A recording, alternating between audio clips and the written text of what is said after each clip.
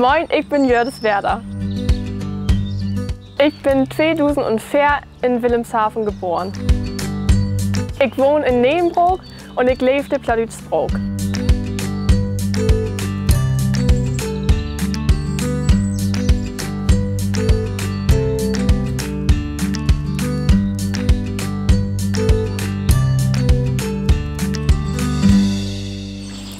Moin alte Sohm und von harten Willkommen zu Platt für Anfängers oder auch Platt für junge Lü. Mein Name ist Jördis und ich vertelle je Glicks, was nipp und nau auf die Tour kommen deit, aber vorher mag wir das Ganze auch nochmal auf Hochdeutsch. Hallo alle zusammen und herzlich willkommen zu Platt für Anfänger oder auch Platt für junge Leute. Ich bin Jördis und ich erzähle euch gleich ganz genau, was hier in dieser Videoreihe auf euch zukommen wird. Aber vorher kurze Info vorweg.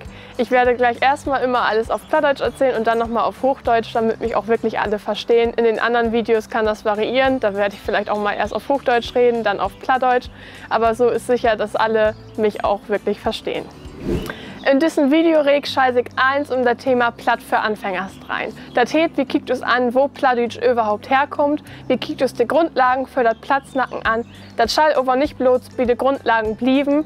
Ich will, dass die jungen Lü auch weht, dass Platt nicht bloß ein Sprach ist für die Grotöllern. Ich will Plattdeutschen Beten interessanter moken und darum habe ich mir gedacht, mog wie vielleicht auch der ein oder andere TikTok-Trend auf Platt mit. In dieser Videoreihe soll sich alles um das Thema Plattdeutsch für Anfänger drehen. Das heißt, wir gucken uns an, wo Plattdeutsch herkommt, wo Plattdeutsch den Ursprung hat. Wir gucken uns die Grundlagen für das Platznacken an.